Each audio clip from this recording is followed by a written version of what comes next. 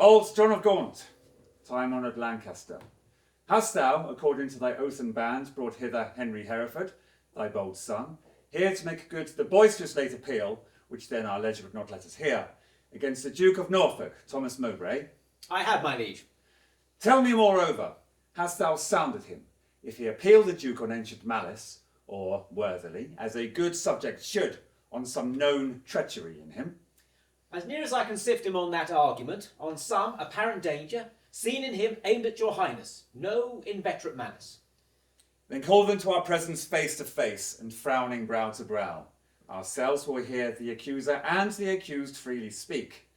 High-stomached are they both, full of ire, in rage deaf as the sea, hasty as fire.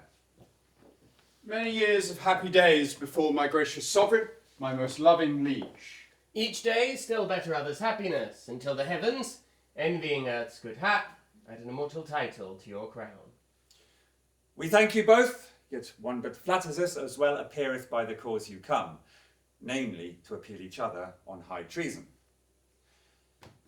Cousin of Hereford, what dost thou object against the Duke of Norfolk, Thomas Mowbray?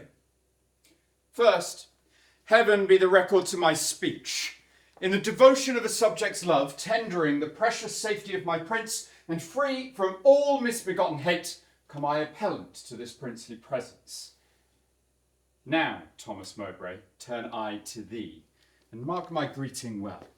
Thou art a traitor and a miscreant, too good to be so and too bad to live. Once more, the more to aggravate the note, with a foul traitor's name stuff I thy throat, and wish, so please my sovereign ere I move, what my tongue speaks, my right-drawn sword may prove. Let not my cold words here accuse my zeal. The blood is hot! That must be cooled for thus. Setting aside his high blood's royalty, and let him be no kinsman to my liege, I do defy him. I spit at him. Call him a most slanderous coward and a traitor, wherein let this defend my loyalty by all my hopes. Most falsely doth he lie. Oh, pale, trembling coward! There, I throw my gage, disclaiming here the kindred of the king, and lay aside my high blood's royalty, which fear, not reverence, makes thee to accept. If guilty dread have left thee so much strength as to take up mine honour's pawn, then stoop. I take it up! And by that sword I swear I'll answer thee in any fair degree or chivalrous design of knightly trial. And when I mount, alive may I not light, if I be traitor or unjustly fight. What does our cousin lay to Mowbray's charge? It must be great that can inherit us so much as of a thought of ill in him. Look, what I speak, my life shall prove it true. All the treasons of these 18 years, complotted and contrived in this land, fetch from false Mowbray their first head and spring. Further, I say, and further I will maintain upon his bad life to make all this good, that he did plot the Duke of Gloucester's death. How high a pitch his resolution soars! Thomas of Norfolk, what sayest thou to this? Oh, let my sovereign turn away his face, and bid his ears a little while be deaf, till I have told this slanderer of his blood, how God and good men hate so foul a liar. Mowbray. Impartial are our eyes and ears. Were he my brother, nay, my kingdom's heir, for he is but my father's brother's son. Now, by my scepter's oar, I make a vow. Such neighbour nearness to our sacred blood should nothing privilege him, nor partialize the unstooping firmness of my upright soul. He is our subject, Mowbray, so art thou. Free speech and fearless I to thee allow. Then, Bolingbroke, as low as to thy heart through the false passage of thy throat thou liest. For Gloucester's death I slew him not, but, to my disgrace, neglected my duty in that case. This is my fault. As for the rest appealed, it issues from the rancour of a villain, a recreant, and most degenerate liar, against whom I myself boldly will defend, and interchangeably hurl down my gage. In haste whereof his highness I pray to assign our trial day. Wrath-kindled gentlemen be ruled by me. Let's purge this choler without letting blood. This we prescribe, though no physician. Deep malice makes too deep incision. Forget, forgive, conclude, and be agreed.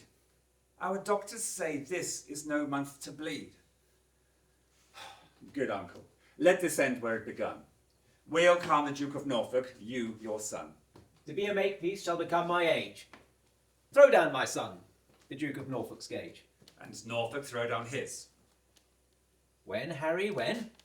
Obedience bids I should not bid again. Norfolk, throw down we bid, there is no boot. Myself I throw, dread sovereign, at thy feet. My life you shall command, but not my shame. I am disgraced, impeached, and baffled here, pierced through heart by slander's venomed spear, to which no balm can cure, but his hard blood, which breathed this slander. Rage must be withstood. Give me his gage. Lions make leopards tame. Aye, but not change his spots. Take but my shame, and I resign my gage. My dear, dear lord, the purest treasure mortal times afford is spotless reputation. That away men are but gilded loam or painted clay. Mine honour is my life, both grow in one. Take honour from me, and my life is done. Therefore, my liege, my honour let me try. In that I live, and for that will I die. Cousin, throw up thy gage. Do you begin? Oh, God defend my soul from such deep sin! Shall I seem crestfallen in my father's sight? Oh, ere my tongue shall wound mine honour with such feeble wrong, my teeth will tear the slavish motive of recanting fear, and spit it, bleeding in his high disgrace, where shame doth harbour, even in Mowbray's face! We were not born to sue, but to command! Which, since we cannot do to make you friends, be ready, as your lives shall answer it. At Coventry, upon St. Lambert's day, there shall your swords and lances arbitrate the swelling difference of your settled hate. Since we cannot atone you, we shall see justice design the victor's chivalry. Lord Marshal, command our officers at arms. Be ready to direct these home alarms.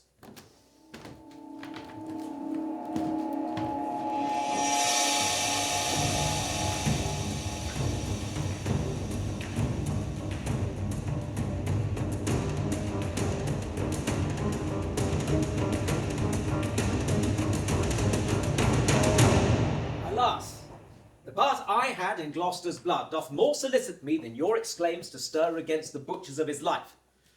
But since correction lieth in him who made the fault that we cannot correct, put we our quarrel to the will of heaven, who, when they see the hours ripe on earth, will rain hot vengeance on offenders' heads.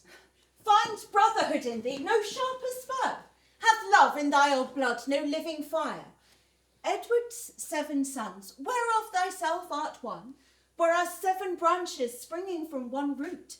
Some of the 7 are dried by nature's course, some of those branches by the destinies cut. But Thomas, my dear lord, my life, my Gloucester, a flourishing branch of his most royal root is hacked down, and his summer leaves all faded by envy's hand and murder's bloody axe. God's is the quarrel, for God's substitute, his deputy, anointed in his sight, hath caused his death. The which, if wrongfully, let heaven revenge, for I may never lift an angry arm against his minister. Where then, alas, may I complain myself? To God, the widow's champion and defence. Why then, I will. Farewell, old Gaunt. Oh, sit my husband's wrongs on Hereford's spear, that it may enter butcher Mowbray's breast. Sister, farewell. I must to Coventry. As much good stay with thee as go with me. Yet one word more. Grief boundeth where it falls, not with the empty hollowness, but wait. I take my leave before I have begun, for sorrow ends not when it seemeth done. Commend me to thy brother, Edmund York. No, this is all. Nay, yet depart not so. Though this be all, do not so quickly go. I shall remember more. Bid him, what? With all good speed at Plashy visit me. Alack, and what shall good old York there see but empty lodgings and unfurnished walls, unpeopled offices, untrodden stones, and what here therefore welcome but my groans? Therefore commend me. Let him not come there to seek out sorrow that dwells everywhere. Desolate, desolate will I hence and die. The last leave of you takes my weeping eye.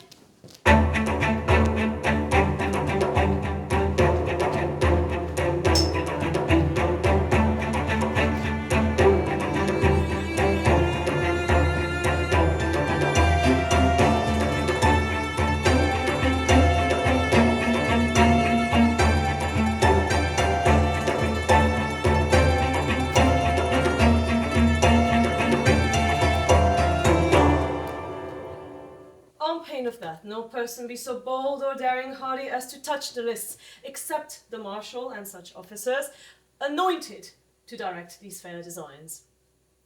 Lord Marshal, let me kiss my sovereign's hand and bend my knee before his majesty, for Mowbray and myself are like two men who vow a long and weary pilgrimage. Then let us take a ceremonious leave and loving farewell of our several friends. The appellant, in all duty, greets your highness and craves to kiss your hand and take his leave. We will descend and fold him in our arms.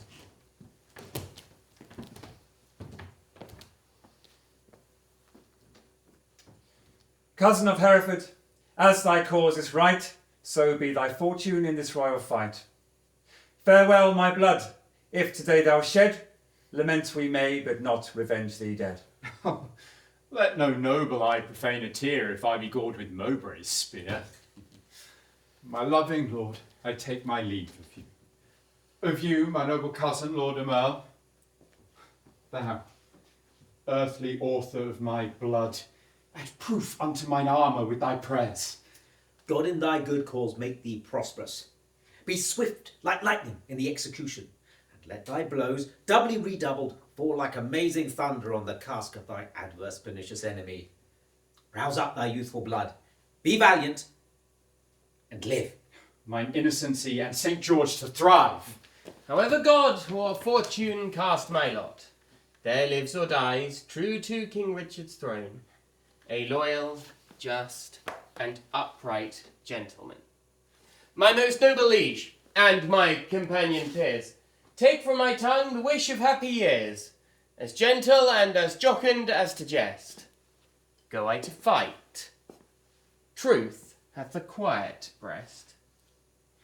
Farewell, my lord. Securely I spy virtue with valour couched in thine eye. Order the trial, marshal, and begin. Sound, trumpets, set forward combatants.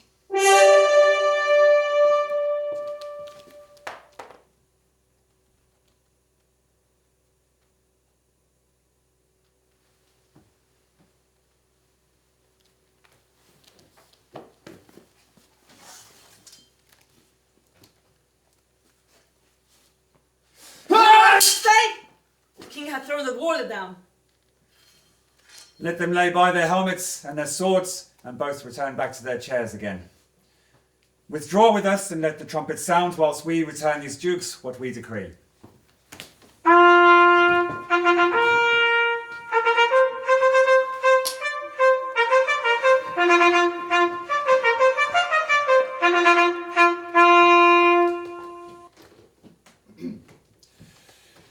draw near, and list what with our counsel we have done. For that our kingdom's earth should not be soiled with that dear blood which it hath fostered, and for our eyes do hate the dire aspect of civil wounds ploughed up with neighbour's sword. Therefore we banish you our territories, you, cousin Hereford, upon pain of life, till twice 5 summers have enriched our fields, shall not regreet our fair dominions, but tread the stranger paths of banishment. Your will be done. This must my comfort be. Sun that warms you here shall shine on me. To you his golden beams here lent shall point on me and gild my banishment. Norfolk, for thee remains a heavier doom, which I with some unwillingness do pronounce. The hopeless word of never to return breathe I against thee upon pain of life. A heavy sentence, my most noble lord, and one most unlooked for from his highness's lips. A dearer merit, not so deep a maim as to be cast out in the common air, have I deserved at his highness's hands. This language I have learned these 40 years, my native English, now I must forego. Mine tongue is made to me no more use than an unstringed viol or harp. Within my mouth you have enjailed my tongue, doubly portcullised by my teeth and lips, and dull, unfeeling, barren ignorance is made jailer unto me. I am too old to fawn upon a nurse, too far gone in years to be a pupil now. What is thy sentence then but speechless death, that robs my tongue of breathing native breath? Return again.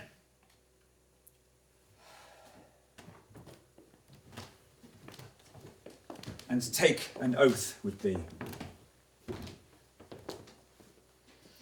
Lay upon our royal sword your banished hands. You never shall, so help you truth and God, to plot, contrive, or plot any ill against us, our state, our subjects, or our lands. I swear. And I to keep all this. Norfolk, as fair as to mine enemy, confess thy treasons ere thou fly this realm, for thou hast far to go. Bear not along the clogging burden of a guilty soul. No, Bolingbroke. If ever I were traitor, then my name be blotted from the book of life, and I from heaven banished as from hence. But what thou art, God, thou, and I do know, and all too soon I fear the king shall rue. Farewell, my liege. Now nowhere may I stray, save back to England. All the world's my way. Uncle, even in the glasses of thine eyes I see thy grieved heart. Thy sad aspect hath from the number of his banished years plucked 4 away. 6 frozen winters spent, return with welcome home from banishment. How long a time lies in one little word? 4 lagging winters and 4 wanton springs end in a word. Such is the breath of kings. I thank my liege that in regard of me he shortens 4 years of my son's exile. Yet little vantage shall I reap thereby, for ere the 6 years that he hath to spend can change their moons and bring their times about, my inch of Tabor will be burnt and done, and blindfold death not let me see my son. Thy son is banished upon good advice, whereto thy tongue a party verdict gave. Why then at our justice seems thou then to lour? Things sweet to taste, proven digestion sour. You urged me as a judge, but I had rather you had bid me argue like a father. But you gave leave to my unwilling tongue, against my will, to do myself this wrong. Farewell, cousin, and uncle bid him so. 6 years we banish him, and he shall go.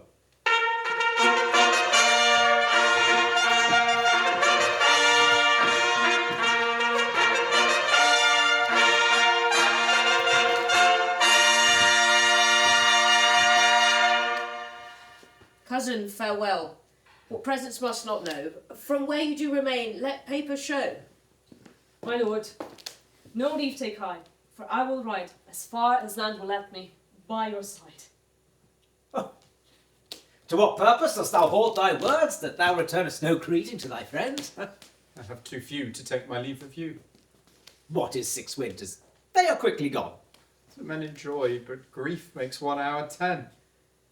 All places that the eye of heaven visits are to a wise man ports and happy havens. Go. Say I sent thee forth to purchase honour, and not that the king exiled thee. Or suppose devouring pestilence hangs in our air, and thou art flying to a fresher clime. Who can hold a fire in his hands by thinking on the frosty Caucasus? Or cloy at the hungry edge of appetite by bare imagination of a feast? Or wallow naked in December snow by thinking on fantastic summer's heat? Oh no! The apprehension of the good gives but the greater feeling to the worse, and sorrow's tooth doth never rankle more than when he bites, but lanceth not the sore. Come, come, my son. I'll bring thee on thy way. Had I thy youth and cause, I would not stay. Then England's ground, farewell. Sweet soil, adieu. My mother and my nurse that bears me yet. Where'er I wander, boast of this I can. Though banished, yet a true born Englishman.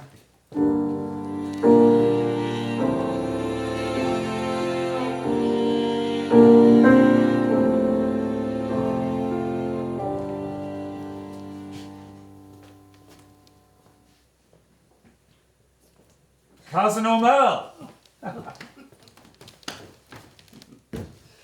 How far brought you High Hereford on his way? I brought High Hereford, if you call him so, but to the next highway, and there I left him. What said our cousin after you parted with him? Farewell. Marry, should the word farewell have added hours and lengthened years onto his short banishment, he should have had a volume of farewells. But as he would not, he had none of me. Yeah. He is our cousin. Ourself, Bushy, Bagot here and Green, observed his courtship with the common people. How he did seem to dive into their hearts with humble and familiar courtesy. What reverence he did throw away on slaves, wooing poor craftsmen with the craft of smiles, and patient underbearing of his fortune, as 'twere to banish their affects with him. Off goes his bonnet to an oyster wench. A brace of draymen bid God speed him well, and had the tribute of his supple knee with thanks, my countrymen, my loving friends, as were our England in reversion his, and he our subject's next degree in hope. Well, he is gone now, and with him go these thoughts. Now to the rebels that stand out in Ireland, expedient manage must be made, my liege, ere they have further means to their advantage, and your highness's loss. We will ourselves in person to this war. And for our coffers, with too great a court and liberal largesse are grown somewhat light, we are enforced to farm our royal realm, the revenues whereof shall furnish us for these affairs in hand. If that comes short, our substitutes at home shall have blank charters, whereto, when they know what men are rich, they shall subscribe them for large sums of gold, and send them after to supply our wants. For we will make for Ireland presently. Bushy, what news? Old John of Gaunt is grievous sick, my lord, suddenly taken, and has sent post haste to entreat your majesty to visit him. Where lies he? Ely House.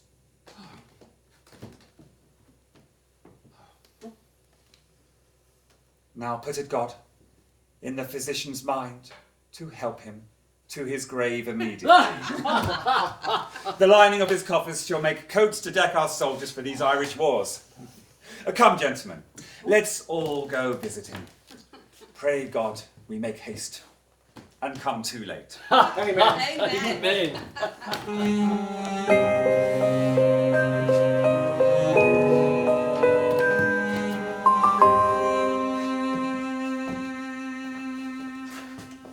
Will the king come, that I may breathe my last in wholesome counsel to his unstayed youth? Vex not thyself, nor strive not with your breath, for all in vain comes counsel to his ear. Methinks I am a prophet new inspired, and thus expiring, I do foretell of him. His rash, fierce blaze of right cannot last, for violent storms soon burn out themselves. Small showers last long, sudden storms are short. He tires betimes, who spurs too fast betimes. With eager feeding food doth choke the feeder. Light vanity, insatiate cormorant, consuming means soon preys upon itself. This royal throne of kings, this sceptred isle, this earth of majesty, this seat of Mars, this other Eden, demi-paradise, this fortress built by nature for herself against infection and hand of war, this happy breed of men, this little world, this precious stone set in a silver sea, which serves it in the office of a wall or as a moat defensive to a house against the envy of less happier lands. This blessed plot, this earth, this realm, this England, this nurse, this teeming womb of royal kings, feared by their breed and famous by their birth, renowned for their deeds as far from home, this land of such dear souls, this dear, dear land, dear for her reputation through the world, is now leased out. I die pronouncing it, like to a tenement or a pelting farm.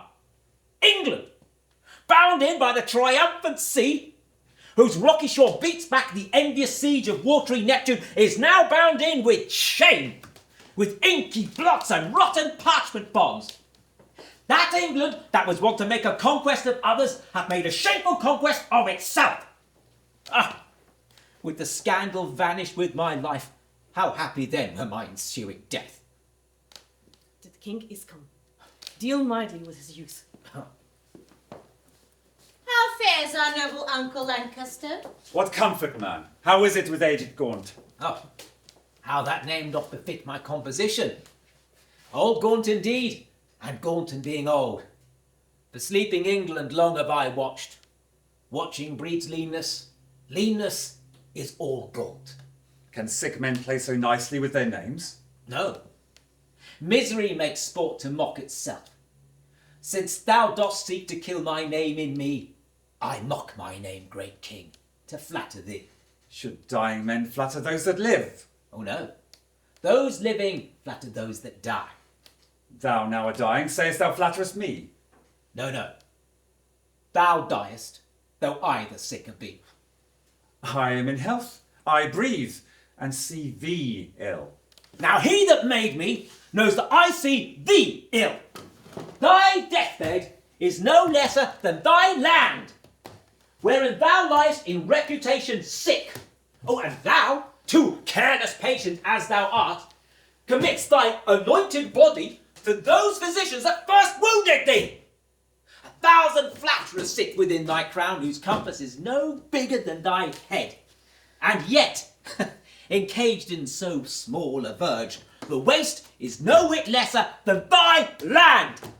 Landlord of England art thou, not king. Thy state of law is bondslave to the law, and thou... A lunatic lean-witted fool, presuming on an egger's privilege, darest with thy frozen admonition make pale our cheek, chasing the royal blood with fury from his native residence. Now, by my seat's right royal majesty, wert thou not brother to great Edward's son, this tongue that runs so roundly in thy head should run thy head from thy unreverent shoulders.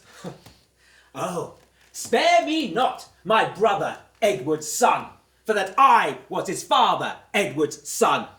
That blood already, like the pelican, thou hast tapped out and drunkenly caroused.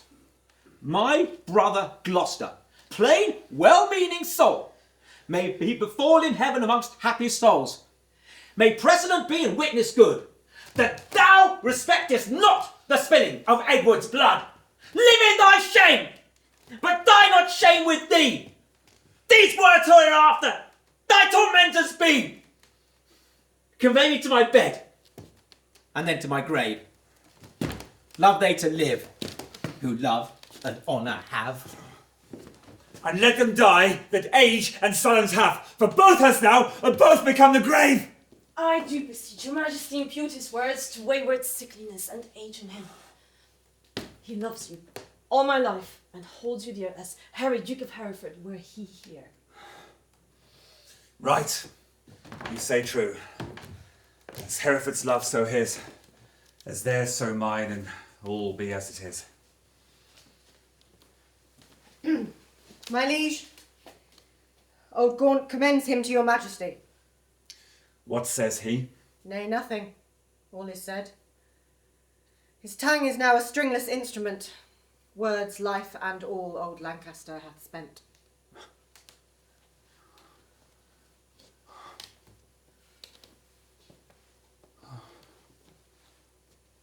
The ripest fruit first falls, so doth he.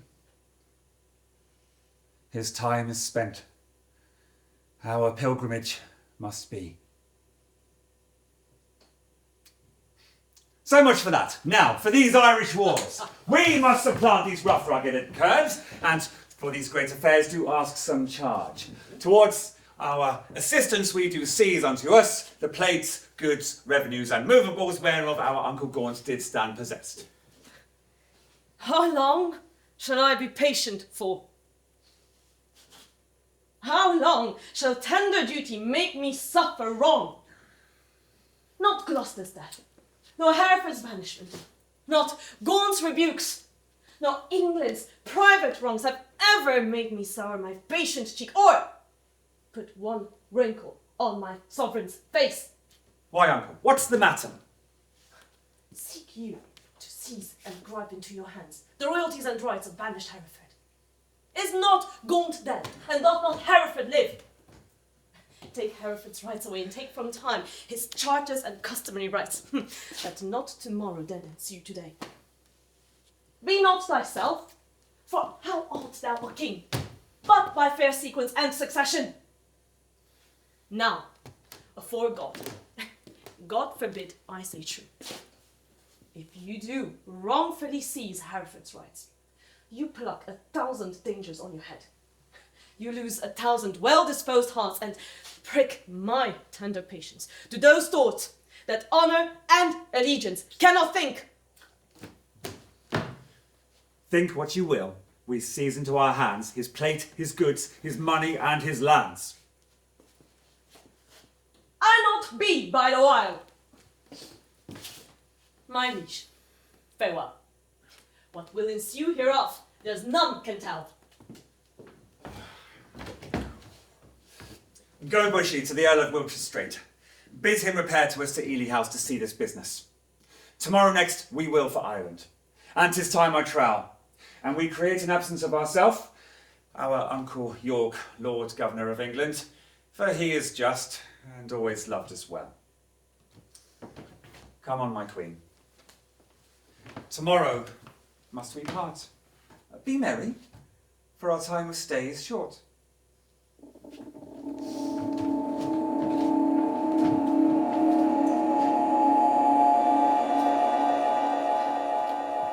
Lord Russ, Duke of Lancaster, is dead. And living too, for now his son is Duke, barely in title, not in revenue. Richly in both, if justice had her right. The king has grown bankrupt like a broken man. Reproach and dissolution hangeth over him. He had not the money for these Irish wars, save through the robbing of the banished Duke. His noble kinsman, most degenerate king. And yet, we hear this fearful tempest sing, yet see no shelter to avoid the storm. We see the very wreck that we must fall upon, and unavoided is the danger now, for suffering so the causes of our wreck. Not so. Even through the hollow eyes of death I spy life peering, but I dare not say how near the tidings of our comfort is. Nay, Northumberland, speak, let me hear thy thoughts. We here are but thyself, therefore be bold. Then thus. I have, from Port LeBlanc, a bay in Brittany, received intelligence that Harry, Duke of Hereford, with 8 tall ships, 3,000 men of war, are making hither with all due expedience, and shortly mean to touch our northern shore. If then we mean to shake off this slavish yoke, imp out our drooping country's broken wing, redeem from broken bourne the blemished crown, wipe off the dust that hides our sceptre's guilt, and make High Majesty look like itself, away with me in post to Ravensburg. But if thou faint, fearing to do so, stay and be secret, and myself will go. To horse! To horse! Urge doubts to them that fear. Hold up my horse! I will first be there!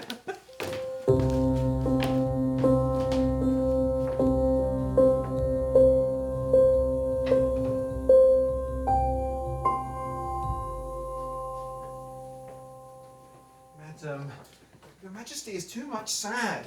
You promised when you parted with the king to lay aside life-harming heaviness and embrace a cheerful disposition. To please the king I did. To please myself I cannot do it. Yet I know no cause why I should welcome such a guest as grief, save binding farewell to so sweet a guest as my sweet Richard. Thrice gracious queen, more than your lord's departure weep not, for more's not seen. Or if it be, 'tis with false sorrows I, which for things real weeps things imaginary. It may be so, but yet my inward soul persuades me it is otherwise. God save your Majesty. And well met, gentlemen. I hope the king has not yet shipped for Ireland. Why, wherefore dost thou hope he is not shipped? The banished Bolingbroke repeals himself, and with uplifted arms is safe returned to Ravensburg. Oh, now God in heavens forbid! 'Tis true, madam, and what is worse, the Lord Northumberland and his young son Henry Percy, the Lords Ross, Beaumont and Willoughby are all fled with him. Why hast thou not proclaimed Northumberland and the rest revolted faction traitors? We have! And with that, the Earl of Gloucester has downloads resigned his post, resigned his stewardship, and all the servants, household servants, have fled with him. So, Green, thou art the midwife to my woe, and Bolingbroke my sorrow dismal heir. Now hath my soul brought forth her prodigy, and I, a gasping new delivered mother, have woe to woe and sorrow to sorrow joined. Despair not, madam. Who shall hinder me? I will despair, and be at enmity with cozening hope. He is a flatterer, a parasite, a keeper back of death, who gently would dissolve the bands of life, which false hopes lingers in extremity.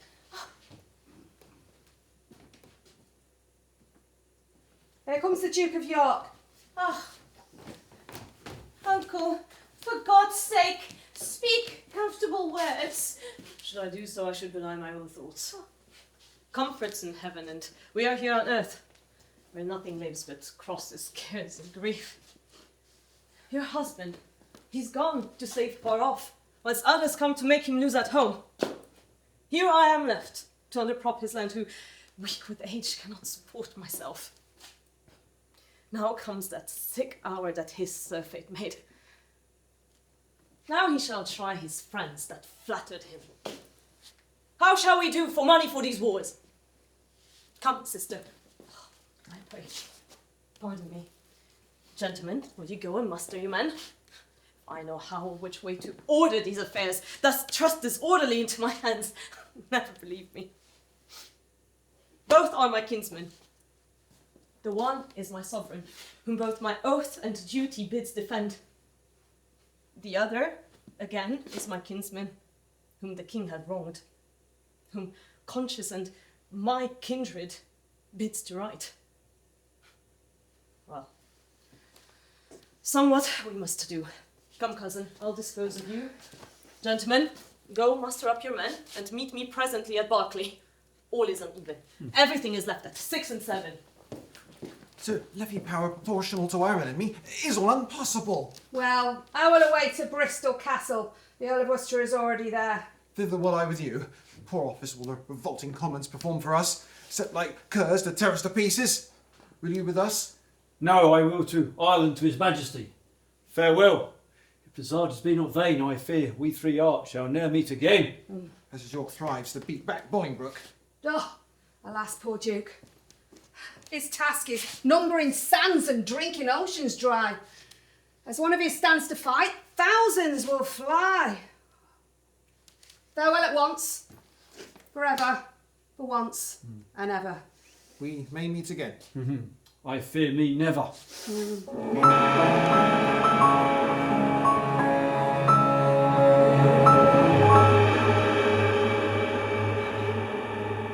How far is it, my lord, to Berkeley now? Believe me, noble lord, I am a stranger here in Gloucestershire. These high, wild hills and rough, uneven ways draw out our miles and make them wearisome. And yet, your fair discourse is as sugar, making the hard way sweet and delectable. Much less value is my company than your good words. Oh, but who comes here? Oh, 'tis my son, young Harry Percy, sent from my brother Worcester. Whensoever, Harry, how fares your uncle? I thought, my lord, to have learned his health of you. Why, is he not with the Queen? No, my lord. Yes, he hath forsook the court, broken his staff of office. What was his reason? He was not so resolved when last we spoke together. For your lordship was proclaimed traitor. But he, my lord, has gone to Ravenspur to offer his service to the Duke of Hereford. Hast thou forgot the Duke of Hereford, boy? No, my lord. For that is not forgot, which now I did remember. I never in my life did look on him. Then learn to know him now. This is the Duke. My gracious lord, I tender you my service, such as it is, being tender, raw, and young, and which elder days shall ripen and confirm to more approved service in the desert. I thank thee, gentle Percy, and be sure I count myself in nothing else so happy as in a soul remembering my good friends. How far is it to Berkeley? And what stir keeps good old York there with his men of war? There stands a castle by yon tuft of trees, manned with 300 men, as I have heard. Here comes the Lord of Ross, bloody with spurring, fiery red with haste. Oh, welcome, my lord. I wot thy love pursues a banished traitor. All my treasury is yet but unfelt thanks, which, more enriched, shall be your love and labour's recompense. Your presence makes me rich, most noble lord, and far surmounts my endeavours to attain it. Oh, evermore thanks the exchequer of the poor, which, till my infant fortune comes to years, stands for my bounty. Ah, who comes here? My noble uncle. Show me thy humble heart and not thy knee, whose duty is deceivable and false. My gracious uncle. Grace me no grace, nor uncle me no uncle. I am no traitor's uncle. And that word grace in an ungracious mouth is but profane. I have those banished and forbidden legs dared once to touch the dust of England's ground. Comest thou because the king, anointed king, is hence? Why, foolish boy, the king is left behind, and in my loyal bosom lies his power. Thou art a banished man, and here art come, before the expiration of thy time, in braving arms against thy sovereign. As I was banished Hereford. But as I come for Lancaster. Oh, noble uncle, I beseech you, look upon my wrongs with an indifferent eye. You are my father. For methinks I see in you old Gaunt alive. Oh, then, my father, will you permit that I shall stand condemned a wandering vagabond? My rights and royalties plucked from my arms perforce and given away to upstart unthrifts? Wherefore was I born? If it be my cousin king be king of England, it must be granted I am Duke of Lancaster. You have a son, Aumerle, my noble cousin. Oh, if you first died and he been thus trod down, oh, he would have found in his uncle Gaunt a father. What would you have me do? I am a subject. I challenge the law. Attorneys are denied me, and therefore, personally, I lay my claim to my inheritance of free descent. The noble Duke hath been too much abused. It stands upon your grace to do him right. Base men are by his endowments made great. My lords of England, let me tell you this. I have had a feeling of my cousin's wrongs and laboured all I could to do him right. But in this kind to come, in braving arms, to be his own carver and cut out his own way to find out right with wrong, it may not be. And you, that do abet him in this kind, cherish rebellion, and are rebels all. The noble Duke hath sworn his coming is but for his own, and for the right of that we have all strongly sworn to do him aid. And let him ne'er see joy that breaks that oath. Well, well, I see the issue of these arms. I cannot mend it, I must needs confess, because my power is weak, and all ill left. But I could, by him that gave me life, I would attach you all, and make you stoop before the sovereign mercy of the king. But since I cannot, let it be known to you, I do remain as neuter. So, fare you well, unless you please to enter in the castle and repose you there for the night. An offer, uncle, we will accept. But we must have your grace go with us to Bristol Castle, which they say is held by Bushy, Bagot and their accomplices, the caterpillars of the Commonwealth, which I have sworn to weed and pluck away. It may be that I will come with you, but yet I'll pause, for I am loath to break our country's laws. No friends, no foes to me, welcome you are. Things past redress are now with me past care.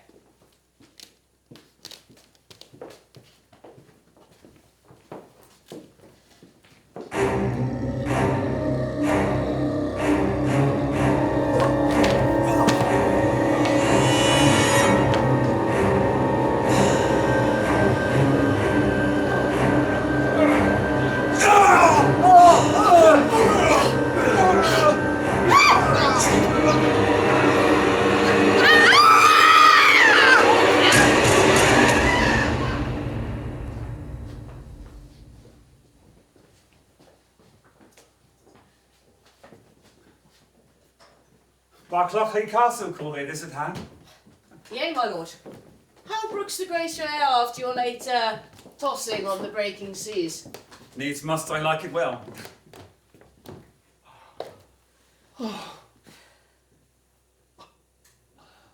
I weep for joy to stand upon my kingdom once again. Dear earth, I do salute thee with my hand, though rebels wound thee with their horses' hoofs.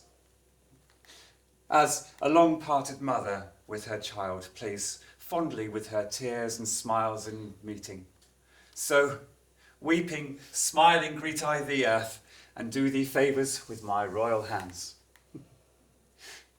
Feed not thy sovereign's foe, my gentle earth, nor with thy sweets comfort his ravenous sense, but let thy spiders that suck up thy venom and heavy-gated toads lie in their way, doing annoyance to the treacherous feet that do with usurping steps trample thee.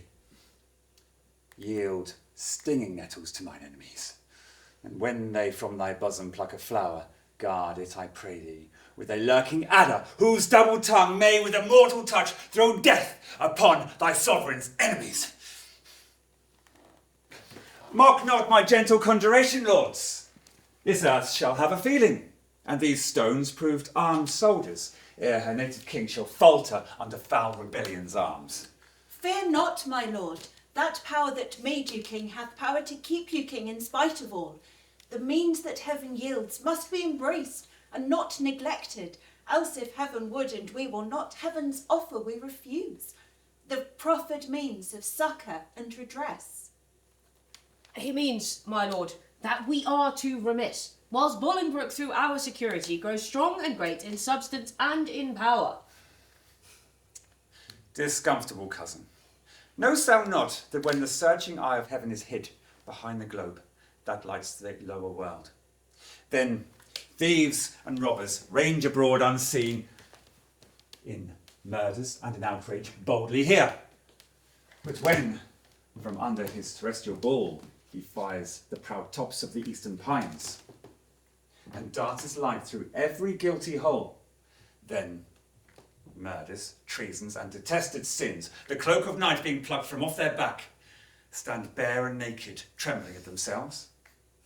So when this thief, this traitor Bolingbroke, who had all this while revelled in the night whilst we were wandering with the Antipodes, shall see us rising in our throne the east, his treasons shall sit blushing in his face, unable to endure the sight of day, but self-affrighted to tremble at his sin. Not all the water in the rough-rude sea can wash the balm off from an anointed king. The breath of worldly men cannot depose the deputy elected by the Lord. For every man that Bolingbroke hath pressed to raise shrewd steel against our golden crown, God, for his Richard, hath in heavenly pay a glorious angel. Then, when angels fight, weak men must fall, for heaven still guards the right. Welcome, Lord. How far off lies your power? Not near no farther off, my gracious lord, than this week on. Discomfort guides my tongue, and bid me speak of nothing but despair.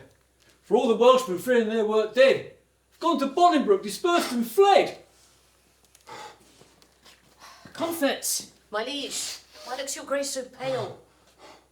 But now the blood of 20,000 men did triumph in my face, and they are fled. Until thither so much blood can come again, have I not reason to look pale and dead? All souls that will be safe fly from my side, for time hath set a blot upon my pride. Comfort, my liege. Remember who you are. I had forgot myself. Am I not king? Awake, thou coward majesty, thou sleepest! Here's not the king's name, 20,000 names. Arm, arm my name, a puny subject strikes at thy great glory. Look not to the ground, ye favourites of the king. Are we not high? High be our thoughts. I know my uncle York hath power enough to serve our turn. My health and happiness beside my lord, and can my care-tuned tongue deliver him? Mine ear is open and my heart prepared. The worst is worldly death thou canst unfold. Say, is my kingdom lost? Why, 'twas my care. And what loss is it to be rid of care? Strives Bolingbroke to be as great as we? Greater he shall not be. If he serve God, we'll serve him too, and be his fellow so. Revolt our subjects? That we cannot mend. They break their faith to God as well as us. Cry woe, destruction, ruin, and decay. The worst is death, and death will have his day. Glad I am that your highness is so armed for bear the tidings of calamity. High above his livet swells the rage of Bolingbroke covering your fearful land. With hard bright steel and hearts harder than steel, both young and old rebel, and all goes worse than I have power to tell. Oh, too well. Too well thou tells the tale so ill. Where is the Earl of Wiltshire? What became of Bushy? Where is Green? That they have let the dangerous enemy measure our confines with such peaceful steps. If we prevail, their heads shall pay for it. I warrant they've made their peace with Bolingbroke. Peace of the maiden deed, my lord. Oh, villains, vipers, damned without redemption! Dogs, easily won to fawn on any man! Snakes, that in my hot blood have warmed my heart! Would they make peace? Terrible hell make war upon their spotted souls for this offence! Are Bushy, Green, and the Earl of Wiltshire dead? Aye, all of them Bristol lost their heads. Where is the Duke, my father, with his power? Oh, no matter where. Of comfort no man speak. Let's talk of graves, of worms, and epitaphs.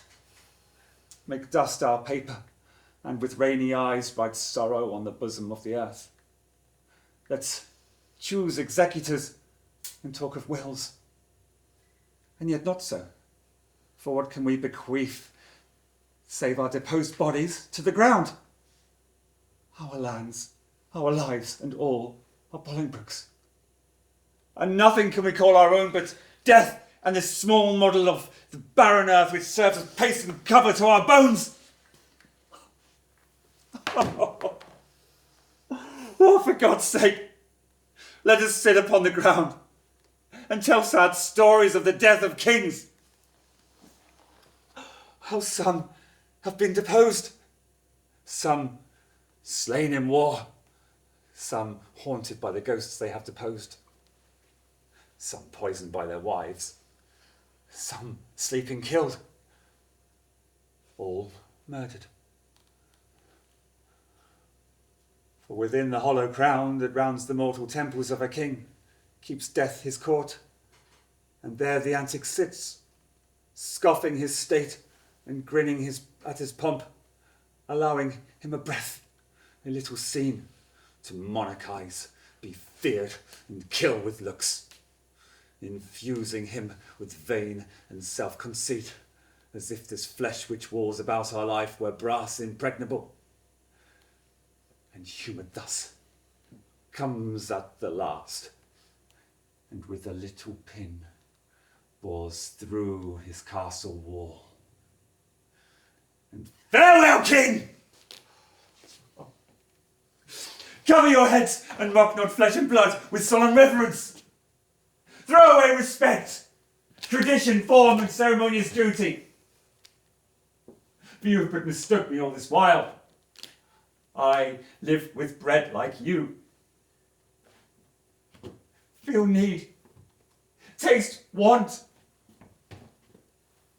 Need, friends. Subjected thus, how can you say to me I am a king? My lord, wise men there sit and wail their woes. Fear and be slain. No worse can come to fight. My father hath a power. Inquire of him, and learn to make a body of a limb. Thou chidest me well. Proud Bolingbroke, I come to change blows with thee for our day of doom. This eager fit of fear is overblown. An easy task it is to win our own. Bagot, where lies our uncle with his power? Speak sweetly, man, though thy looks be sour. Your uncle York has joined with Bolingbroke, and all your northern castles are yielding up, and all your southern gentlemen in arms upon his party. Thou hast said enough. Oh, beshrew thee, cousin, that didst leave me for. That sweet wails into despair. What say you now? What comfort have we now? By heaven, I'll hate him everlastingly that bids me of comfort any more. Go to Flint Castle. There I'll pine away. A king, woe's slave, shall kingly woe obey. That power I have, discharge, and let them go, to ere the land that hath some hope to grow. For I have none. Let no man speak again to alter this, for counsel is but vain. My liege, one word. He does me double wrong, that wounds me with the flatteries of his tongue. Discharge, my followers! Let them hence away! From Richard's night to Bolingbroke's fair day.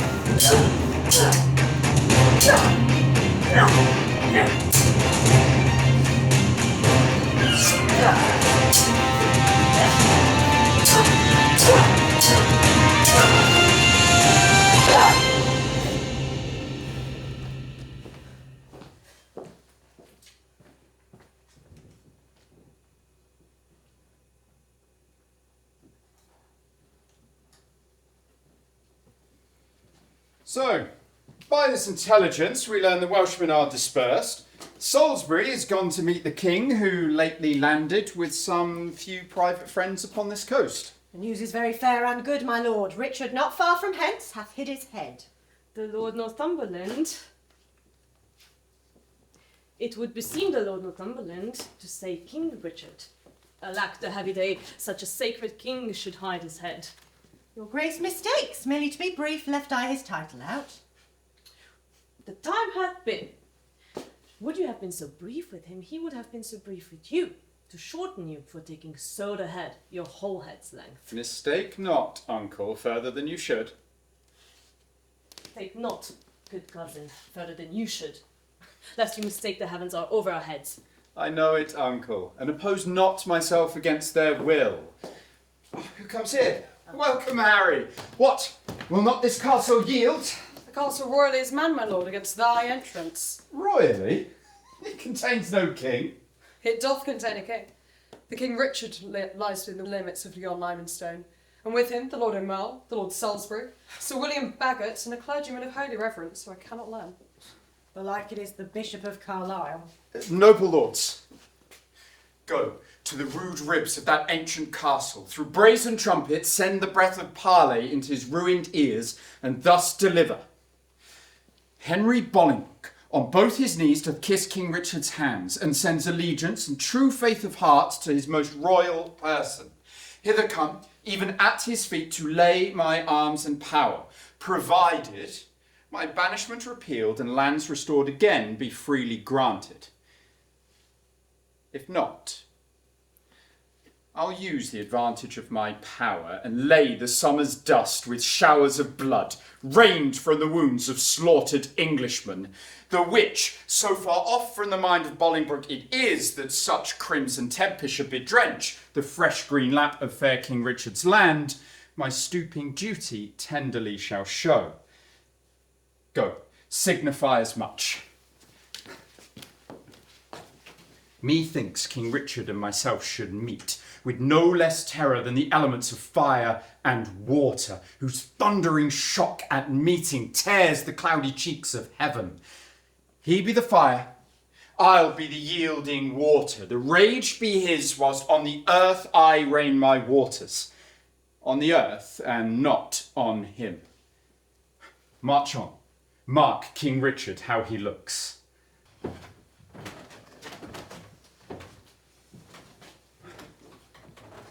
See, King Richard doth himself appear, as doth the blushing discontented sun from out the fiery portal of the east, when he perceives the envious clouds are bent to dim his glory and stain the track of his bright passage to the Occident.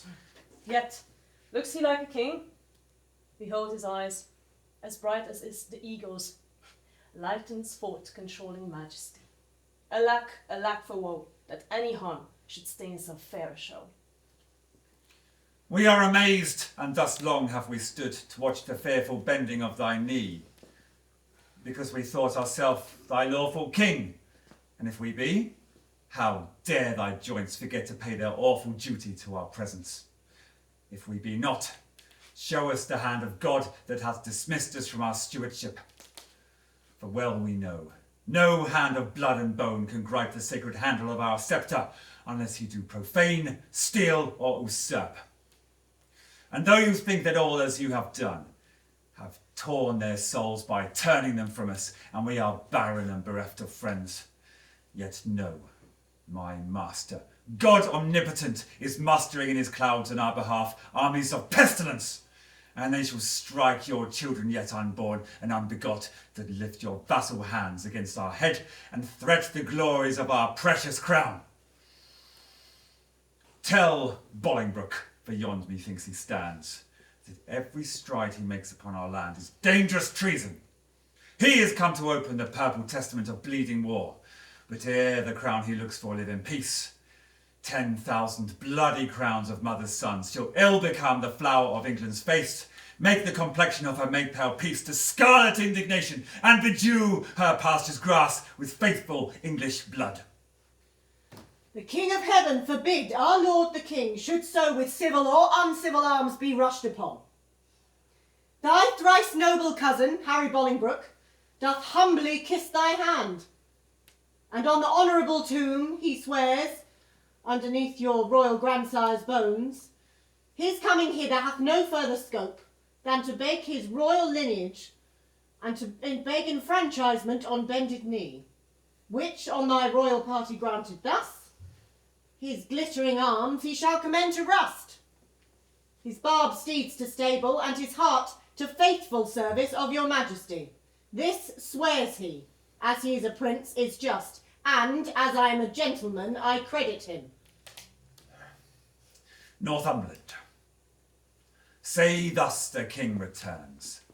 His noble cousin is right welcome hither, and all the number of his fair demands shall be accomplished without contradiction. With all the gracious utterance thou hast, speak to his gentle hearing kind commends.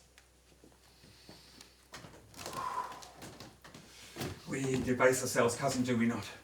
To look so poorly and to speak so fair. Should we call Northumberland back and send defiance to the traitor and so die? No! Good, my lord, let's fight with gentle words, till time lend friends, and friends their helpful swords. Oh God, oh God! That ever this hand of mine that laid the sentence of dread banishment upon yon proud man should lift it off again with words of sooth. Oh, that I were as great as is my grief, or lesser than my name, or that I could forget what I have been, or not remember what I must be now. Oh, swellest thou now, proud heart? I'll give thee scope to beat, since foes have scoped to beat both thee and me. Northumberland comes back from Bolingbroke. What must the king do now? Must he submit? The king shall do it. Must he be deposed? The king shall be contented. Must he lose the name of king, of God's name? Let it go. I'll give my jewels for a set of beads, my gorgeous palace for a hermitage, my gay apparel for an almsman's gown, my figured goblets for a dish of wood, my sceptre for a palmer's walking staff, my subjects for a pair of carved saints, and my large kingdom for a little grave. A little grave. An obscure grave. Or I'll be buried in the king's highway, some way of common trade where subjects' feet may hourly trample upon my head. For now upon my heart they tread while I live, and buried once, why not upon my head? Aumerle, thou weepest, my tender-hearted cousin. We'll make foul weather with despised tears. Our sighs and they shall lodge the summer corn and make a dearth in this revolting land. Or shall we play the wanton with our woes, and make some pretty match with shedding tears, as thus to drop them still upon one place, till they have fretted us a pair of graves within the earth, and therein laid, there lies two kinsmen digged their graves with weeping eyes. Would this ill not do well? Well, I see I talk but idly, and you laugh at me. Most mighty prince, my Lord Northumberland, what says King Bolingbroke? Will his majesty give Richard leave till Richard die? You make a leg, and Bolingbroke says I.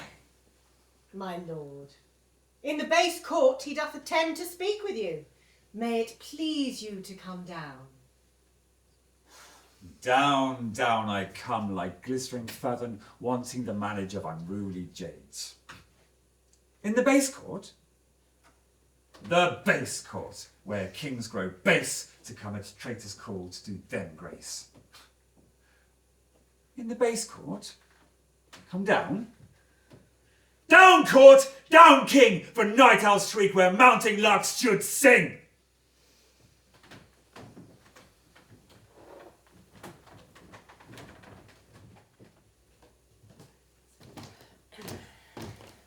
What says His Majesty?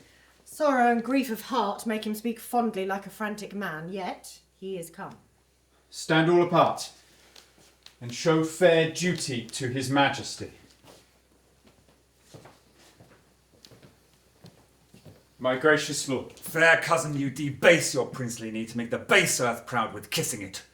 Me rather my heart might feel your love than my unpleased eye see your courtesy. Up, cousin, up! Your heart is up, I know, thus high at least, though your knee be low. My gracious lord, I come but for mine own. Your own is yours, and I am yours and all. So far be mine, my most redoubted lord, as my true service shall deserve your love. Well, they well deserve to have, that knows the strongest and surest way to get. Uncle, give me your hands. Nay, dry your eyes. Tears show their love, but want their remedies. Cousin, I am too young to be your father, though you are old enough to be my heir. What you'll have, I'll give, and willing too, for do we must what force will have us do. Set on towards London, cousin, is it so? Yea, my good lord. Then I must not say no.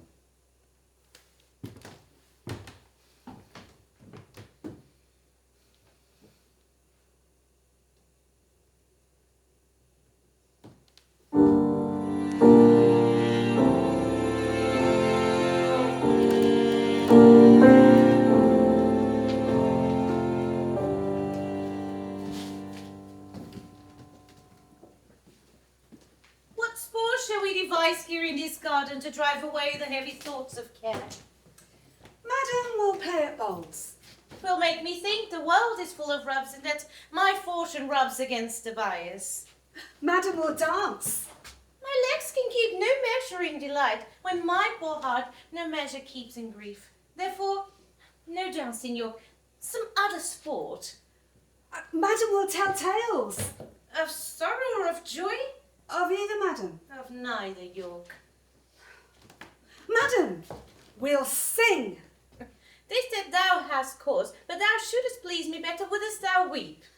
I could weep, madam. Would it do you good? When I could sing, would weep do me good, and never borrow a tear of thee. But stay, here comes the garden. Let's step into the shadow of these trees. My wretchedness unto a row of pins, they'll talk of state. For everyone doth against change. Woe is full run with woe. Go bind thou up yon dangling apricots, that do, like unruly children, make their sires stoop with oppression of their prodigal weight. Give supportance to the bending twigs. Oh, do thou, and, like an executioner, cut off the heads of two fast-growing sprays that look too lofty in our government. All must be even in our commonwealth.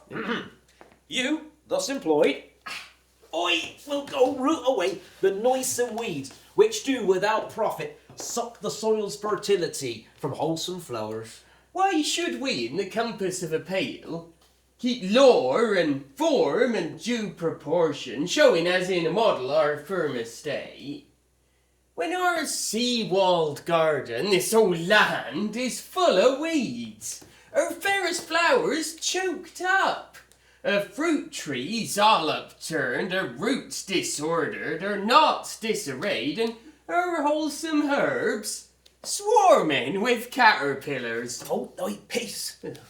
He that hath suffered this disordered spring hath now himself met with the fall of leaf. Ooh.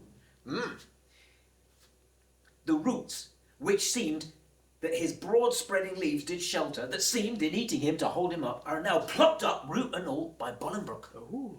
I mean the Earl of Wiltshire, Bushy, Green. What, are they dead? They are, and Bolingbroke hath seized the wasteful king. What pity is it that he had not so trimmed and dressed his land as we this garden? Had he done so, himself had borne the crown, which waste of idle hours hath quite thrown down. What, think you the king will be deposed? Depressed he is, and deposed his doubt he will be.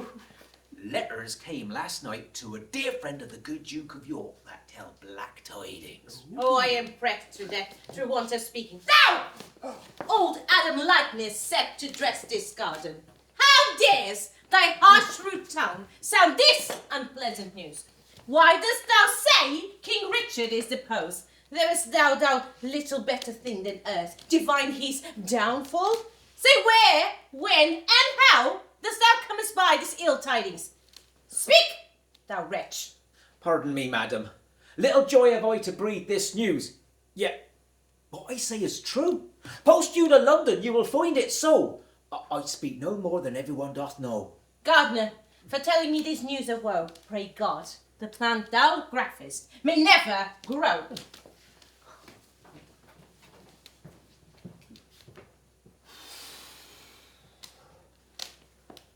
Poor Queen, so that thy state might be no worse, I would that my skill were subject to thy curse. Here did she fawn a tear, here in this place. I'll set a bank of rue, sour herb of grace. Rue even for Ruth, here shortly shall be seen, in the remembrance of a weeping queen. Ooh.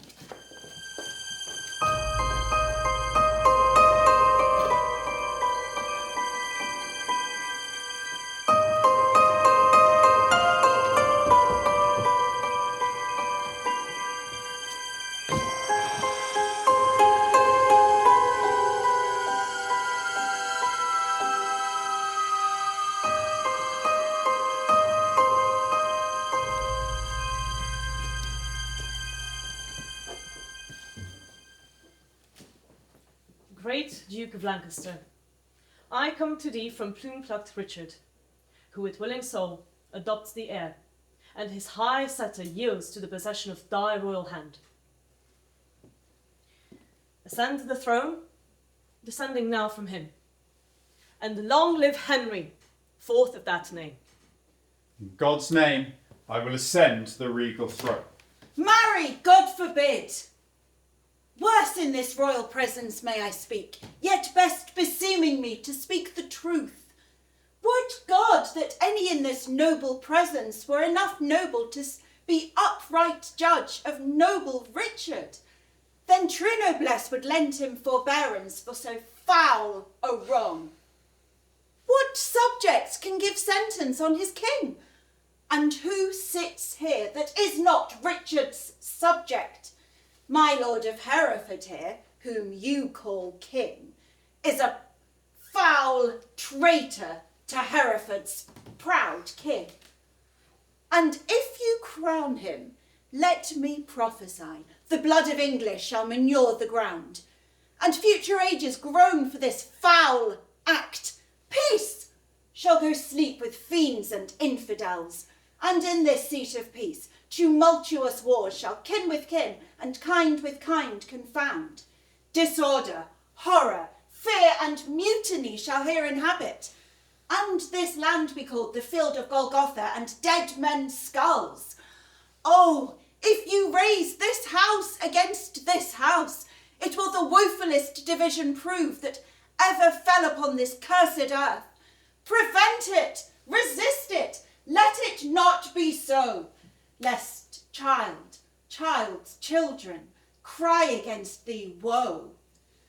Well have you argued, sir, and for your pains of capital treason we do arrest you here. My Lord of Westminster, be it your charge to keep him safely until his day of trial.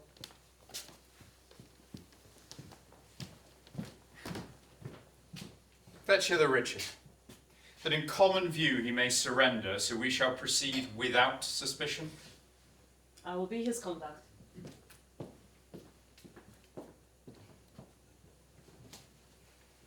Alack! Why am I sent for to a king before I shook off the regal thoughts wherewith I reigned? I hardly yet have learned to insinuate, flatter, bow, and bend my limbs. Oh, give sorrow leave a while to tutor me to this submission. Yet I well remember the favours of these men. Were they not mine? Did they not sometime cry, "All hail to me," as Judas did to Christ? Yet he in 12 found truth in all but one. I in 12,000, none. God save the king! Will no man say amen? Am I both priest and clerk? Well then, amen. God save the king! Although I be not he, and yet amen, if heaven do think in me. To do what service am I sent for hither? To do that office of thine own goodwill, which tired majesty did make thee offer, the resignation of thy state and crown to Henry Bolingbroke. Give me the crown.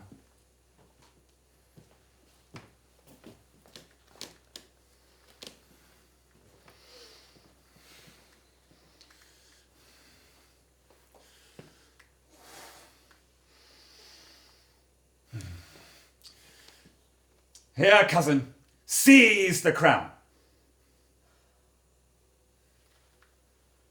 Here, cousin.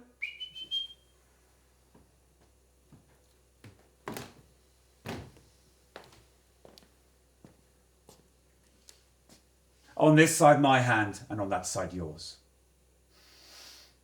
Now, is this crown like a deep well that owes two buckets filling one another?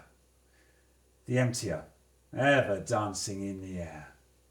The other, down, unseen and full of water. That bucket down and full of tears am I, drinking my griefs whilst you mount up on high. I thought you had been willing to resign. My crown I am, yet still my griefs are mine. You may my glories and my state depose, but not my griefs, still though I am king of those. Part of your cares you give me with your crown. Your cares set up do not pluck my cares down. My care is loss of care, by old cares done. Your care is gain of care, by new cares won. The cares I give, I have, though given away they tend the crown, yet still with me they stay.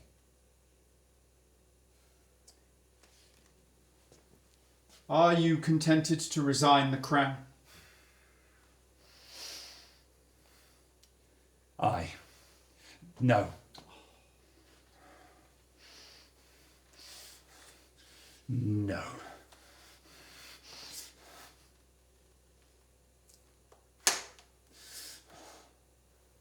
Aye. For I must nothing be. Therefore, no. No, for I resign to thee. Now mark me how I will undo myself.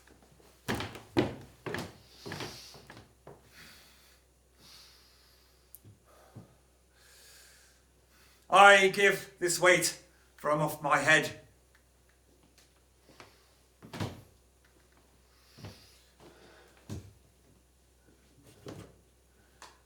And this unwieldy sceptre from my hand.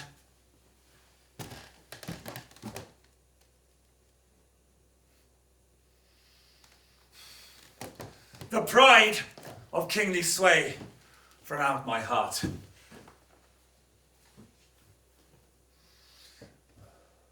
With mine own tears I wash away my balm. With mine own hands I give away my crown. With mine own tongue deny my sacred state. With mine own breath release all duty's rights. All pomp and majesty I do forswear. My manners, rents, revenues I forego. My acts, decrees, and statutes I deny. God, pardon all oaths that are broke to me.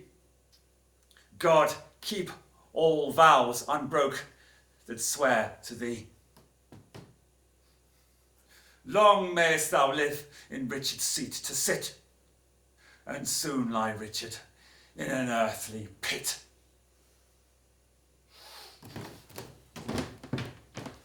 God save King Harry! Unkinged Richard says, and sent him many years of sunshine days. What more remains? No more. But to read these accusations and these heinous crimes committed by yourself and by your followers against the state and profit of this land. That by confessing thus, the souls of men may deem you are worthily deposed. Must I do so? And must I ravel out my weaved up folly? Gentle Northumberland, if thy offences were upon record, would it not shame thee in so fair a troop to read a lecture of them? If thou wouldst, there shouldst thou find one heinous article containing the deposing of a king, marked with a blot, damned in the book of heaven. Nay, all of you that do stand and look upon, whilst in my wretchedness doth fade myself, though some of you with pilots wash your hands, showing an outward pity, though you, pilots here, have delivered me to my sour cross, and water cannot wash away your sin. My Lord Dispatch, read over these articles. Mine eyes are full of tears I cannot see. Yet, salt water blinds them not so much, but they can see a sort of traitors here. Nay, if I turn mine eyes upon myself, I find myself a traitor with the rest. For here have I given my soul's consent to undeck the pompous body of a king, made glory base, and sovereignty a slave, proud majesty a subject, state a peasant. My lord. No lord of thine thou art insulting man! Nor no man's lord. I have no name, no title. No, not that name was given me at the font, but 'tis usurped. Alack the heavy day that I've worn so many winters out, and know not now what name to call myself. Oh, that I were a mockery king of snow, standing before the son of Bolingbroke. Here, to melt myself away in water drops. Good king, great king, but not greatly good. And if my word be sterling yet in England, let it command a mirror hither straight, that it may show me what a face I have, since it is bankrupt of his majesty. Go, some of you, fetch a looking glass. Read out this paper while the glass doth come. Fiend, thou taunts me ere I come to hell! Urge it no more, my lord Northumberland. The commons will not be satisfied. They shall be satisfied. I'll read the very paper indeed where all my sins are writ, and that's myself. Give me the glass, and therein will I read.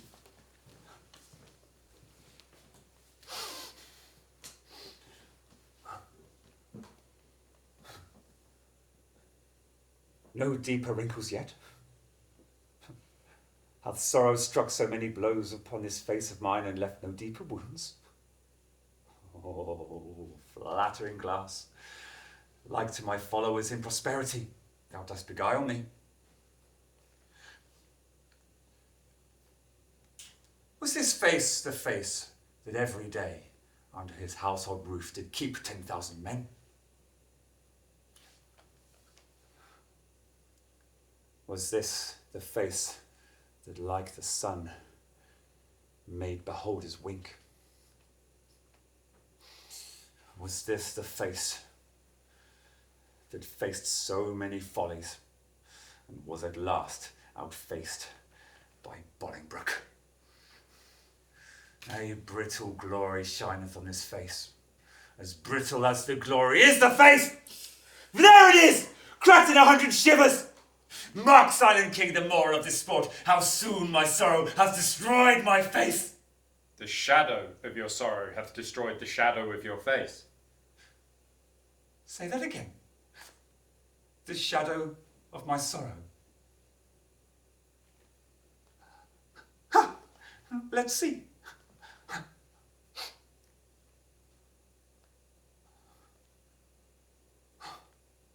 Why, it is very true.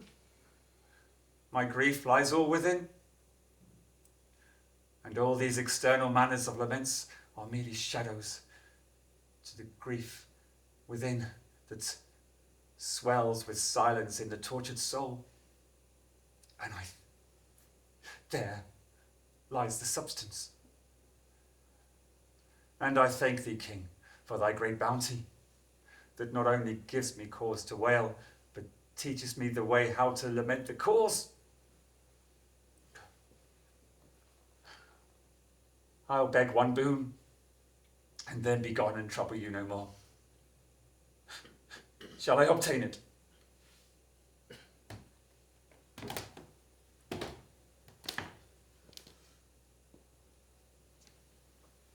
Name it, fair cousin. Fair cousin. I am greater than a king. For when I was king, my flatterers were then but subjects. Being now a subject, I have a king here to my flatterer. Being so great, I have no need to beg. Yet ask. And shall I have? You shall. Then give me leave to go. Whither? Whither you will, so that I were from your sights. Go. Some of you convey him to the tower. Oh, good! Convey! Conveyors are you all, that rise thus nimbly by a true king's fall!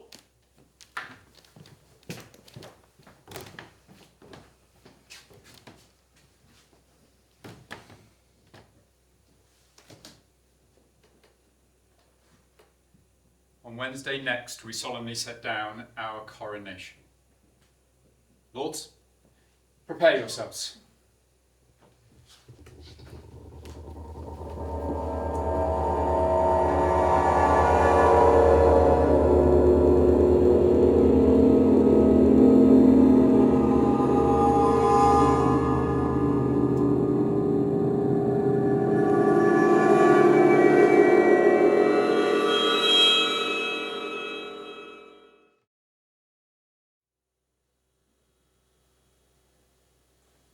Sway the king will come.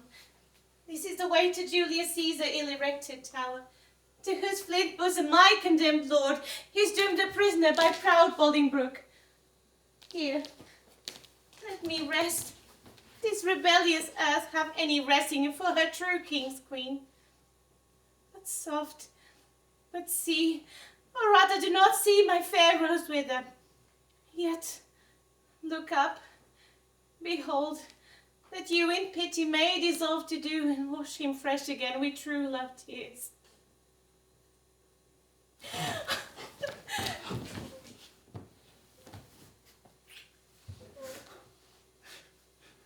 Join not with grief, fair woman, do not so, to make my ending too sudden. Learn, good soul, to think our former state a happy dream, from which await the truth of what we are, shows us but this. I am sworn brother, sweet, to grim necessity, and he and I shall keep a league till death. Hie thee to France, and cloister thee in some religious house. What? Is my Richard both in shape and mind transformed and weakened? Hath Bolingbroke deposed thine intellect? Hath he been in thy heart? The lion dying trusted forth his wounds yet, if nothing else with rage to be overpowered. And will thou, pupil-like, take thy correction mildly, kiss the rod, and fawn rage with base humility, which art a lion, the king of beasts? A king of beasts, indeed. If for but beast I've been still a happy king of men.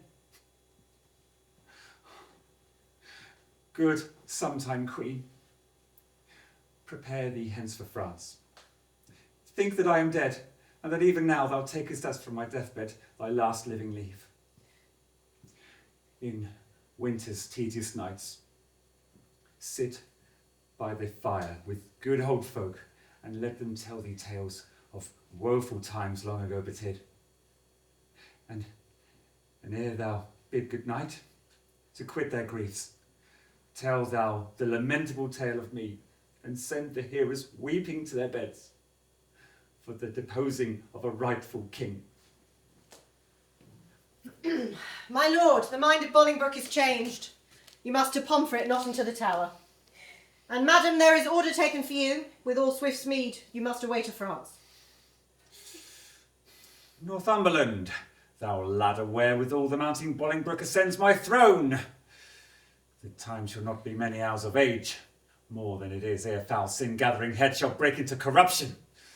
Thou shalt think that though he divide the realm and give thee half, it is too little helping him to all. And he shall think that thou, who knows the way to plant unrightful kings, shall know again, never being so little urged another way to pluck him headlong from the usurped throne. My grief be on my head, and there an end. Now take your leave and part, for you must depart forthwith. Part is Northumberland, I toward the north, my wife to France. And must we be divided? Must we part? Aye. Hand from hand, my love, and heart from heart. Banish us both and send the king with me. That was some love, but little policy. Come, come, in wooing sorrow, let's be brief. Since wedding it, there is such length in grief. One kiss shall stop our mouths, and dumbly part. Thus take I thy mine, thus give I my heart. Give me my own again. There were no good parts to take and keep and kill thy heart. So now I have my own again. Be gone. Am I strive to kill it with a groan? We make woe wanton with this fond delay. Once more adieu. The rest, let sorrow say.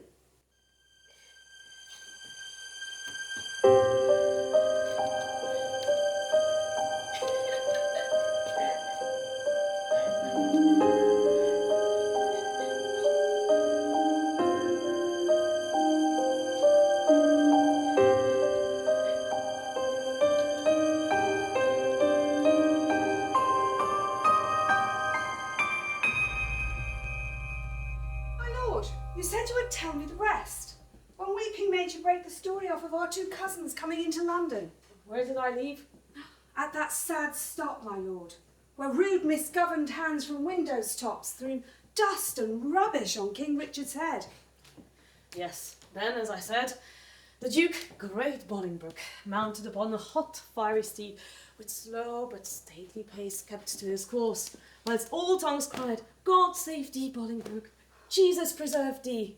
Welcome, Bolingbroke! Alack, poor Richard!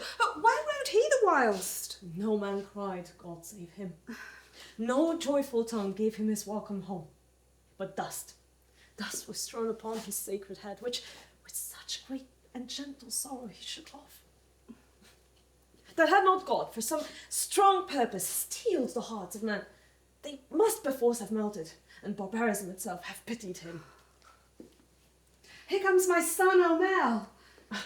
Well, that was, but that's lost, for being Richard's friend. And, madam, you must call him Rutland now.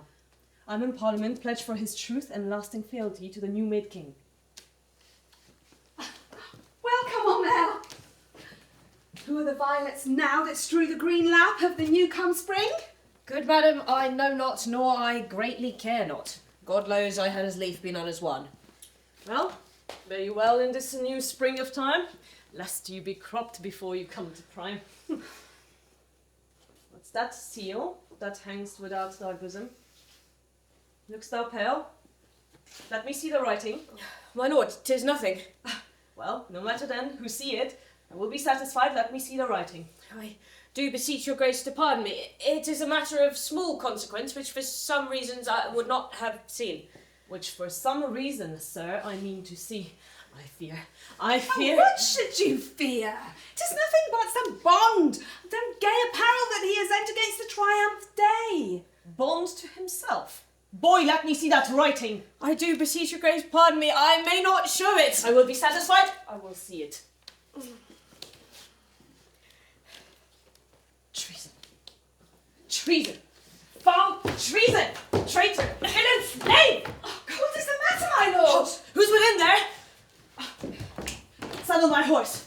By God's mercy, what treachery is here? What is it, my lord? Saddle my horse and bring me my boots. Now, by my honour, by my life, by my fault, I will impeach the villain. What is the matter? Peace, foolish woman. I will not peace. What is the matter, Aumerle? Oh, good mother, be content. 'Tis no more than my poor life must answer. Thy life answer? Give me my boot.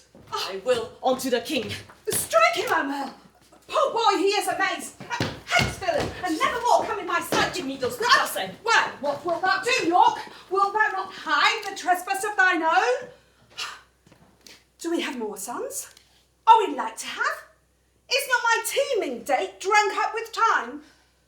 Wilt thou pluck my fair son from my age and rob me of happy mother's name? Is he not like thee? Is he not thine own?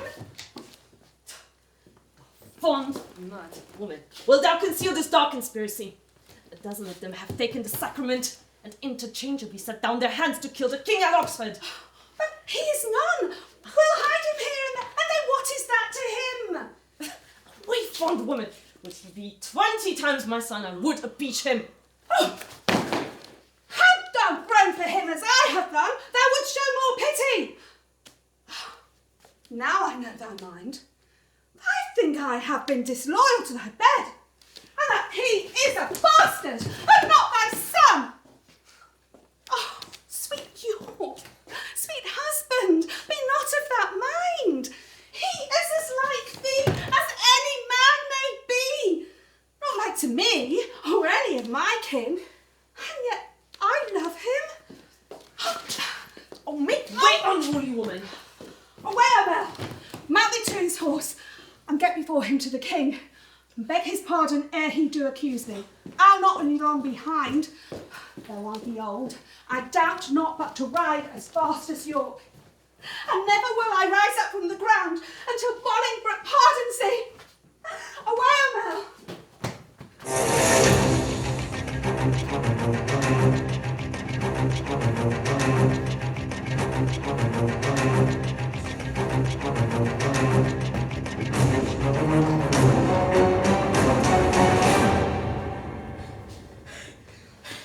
Where's the king? What means our cousin that he stares and looks so wildly? Forever may my knees grow to the earth, my tongue cleaves to my roof within my mouth, unless a pardon ere I rise or speak. Intended or committed was this fault? If the first, how heinous ere it be, to win thy afterlove, I pardon thee. My liege, beware. Look to thyself. Thou hast a traitor here in thy presence.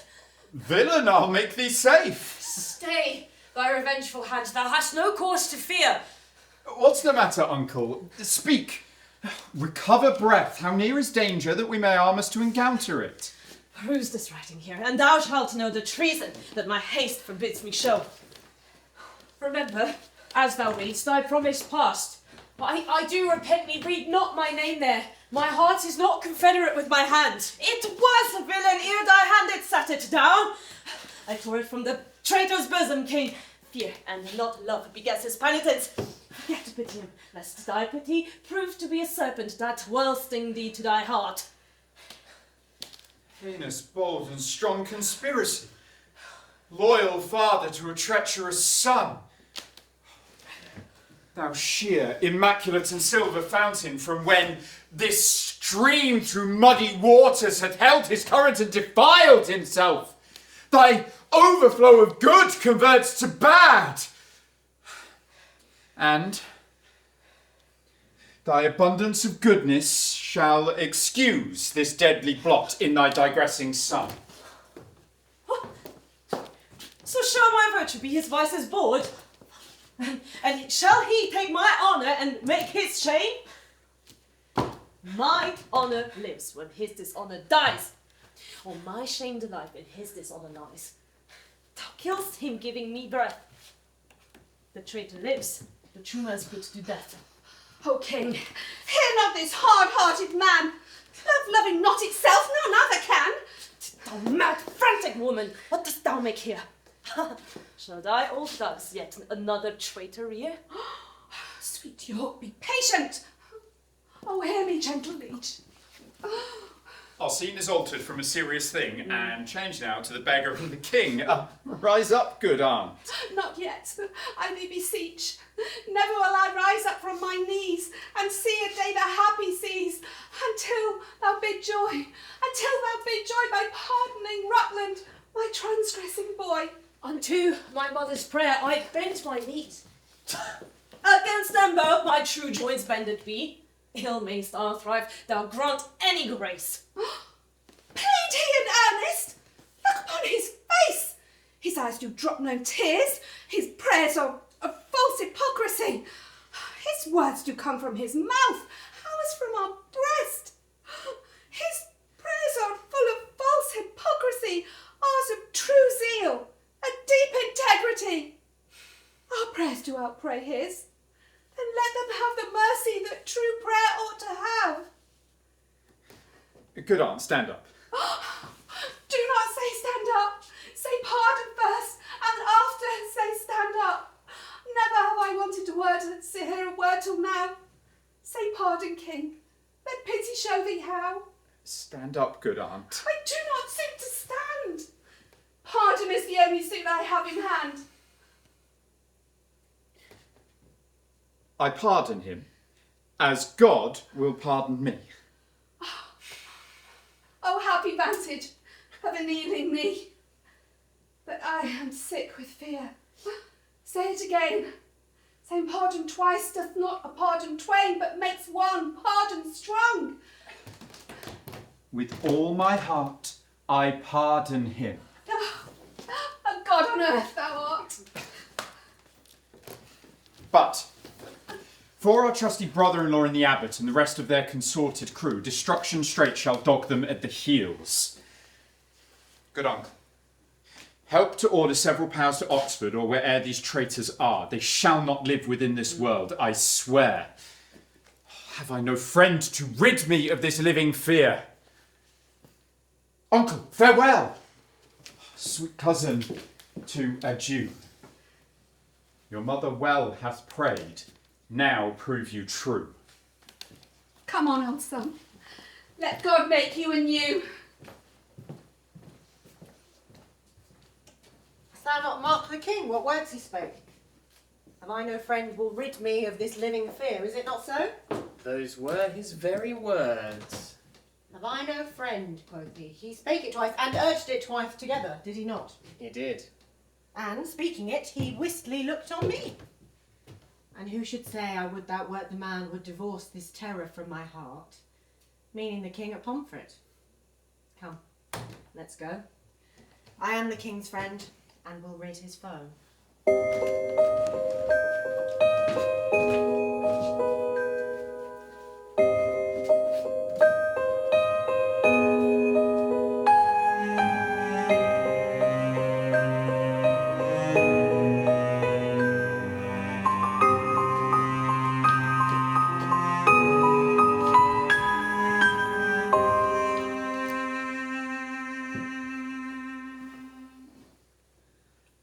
I have been studying how I may compare this prison where I live unto the world. And for the world is populous, and here is not a creature but myself. I cannot do it. Yet, I'll hammer it out.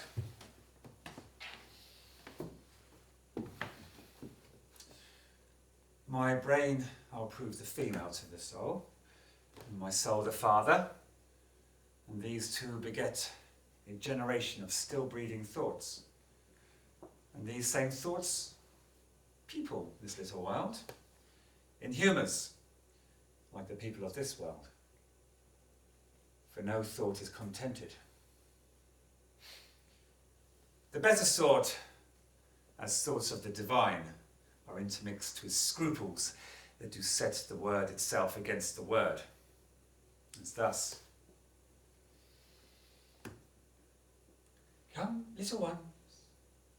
And then again. It is as easy to come as for a camel to thread the postern of a small needle's eye.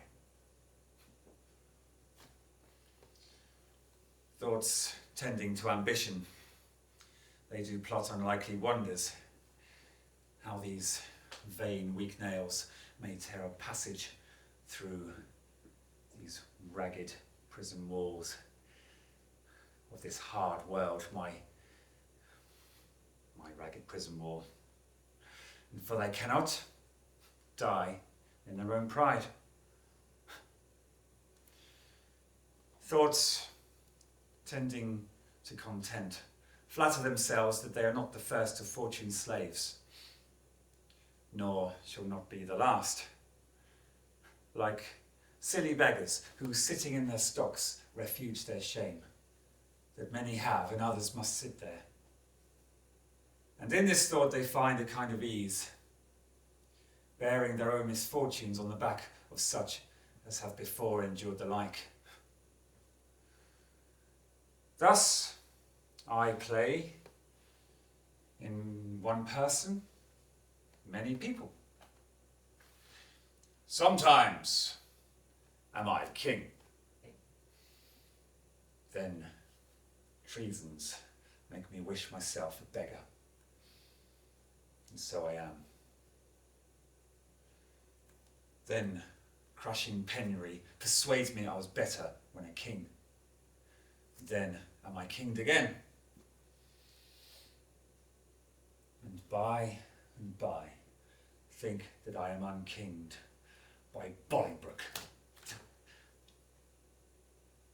But wherever I be, nor I, nor any man that but man is, with nothing shall be pleased till he be eased with being nothing.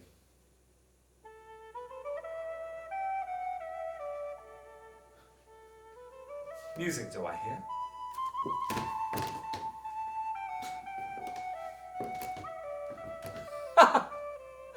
How sour sweet music is, when time is broke and no proportion kept.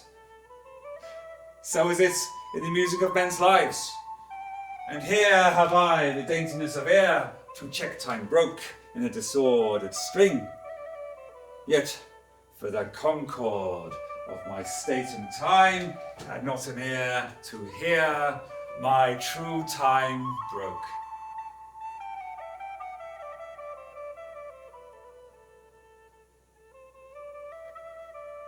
I wasted time, and now doth time waste me. Now hath time made me his numbering clock. My thoughts are minutes, and with sighs they jar their watches on unto mine eyes, the outward watch, whereto my finger, like a dial's point, is pointing still in cleansing them from tears. Now, sir, the sound that tells what time, what hour it is, are clamorous groans which strike upon my heart, which is the bell. So, sighs, tears and groans show minutes, times and hours. Yet my time runs posting on in Bolingbroke's proud joy, whilst I stand fooling here his jack of the clock.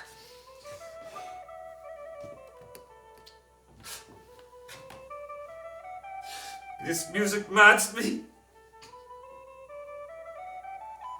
Let it sound no more!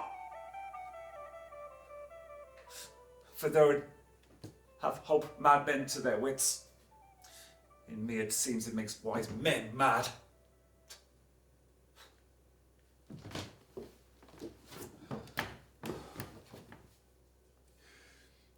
Yet blessing on the heart that gives it me, for it is a sign of love, and love to Richard is a strange brooch in this all-hating world. Hail, royal prince.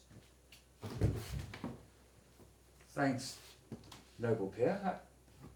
What art thou, and how comest thou hither where no man comes but that sad dog that brings me food to make misfortune live? I was a poor groom of thy stable, king, when thou wert king, and when travelling towards York with much ado at length, I had gotten leave to look upon my sometimes royal master's face.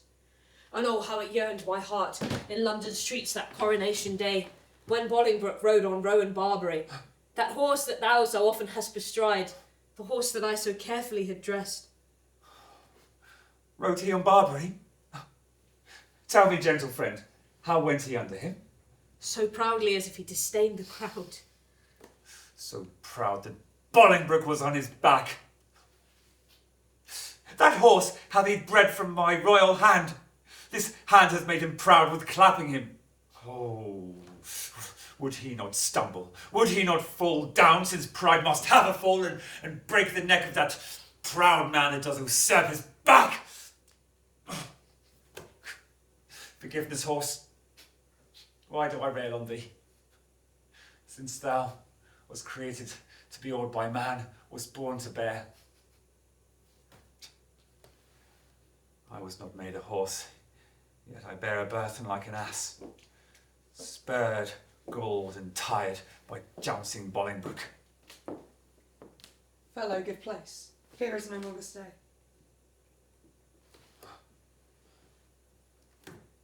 If thou love me, 'tis time thou wert away. What my tongue dares not, that my heart shall say. My lord, what's pleased you to fall to? Taste of it first, as thou art wont to do. My lord, I dare not. The noble Lord Ross, who came lately from the king, commands the contrary. The devil take Henry of Lancaster and thee.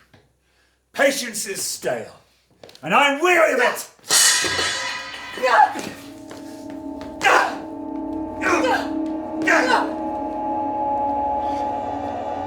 How now, what means death in this rude assault?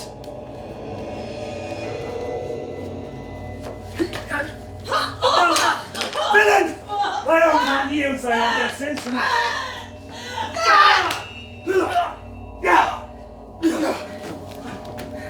Go thou and fill another room in hell.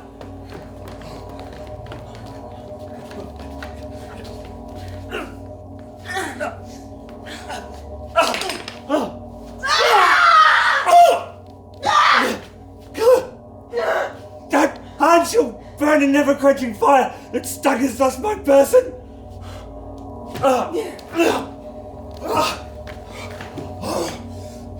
Northumberland, thy fierce hand hath with the king's blood stained the king's own land. Mount! Mount, my soul! My seat is up on high. Whilst my gross flesh sinks downwards here to die.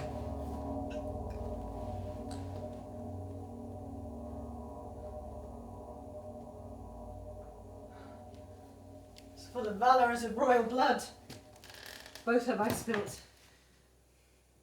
Oh, that this deed were good. For now the devil that told me I did well says that this deed is chronicled in hell. This dead king to the living king I'll bear. Take hence the rest, and give them burial here.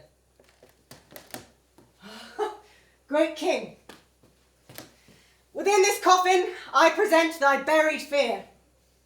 Within here, all breathless, lies the mightiest of your greatest enemies, Richard of Bordeaux, by me hither brought.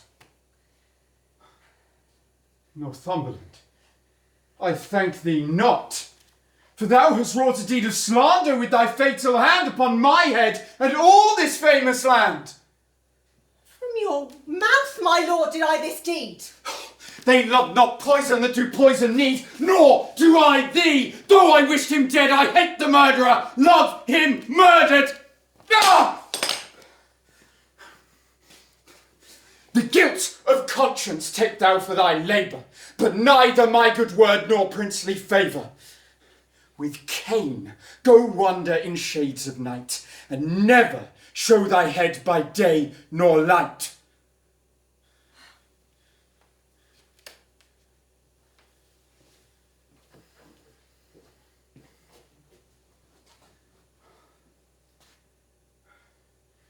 Lords, I protest my soul is full of woe.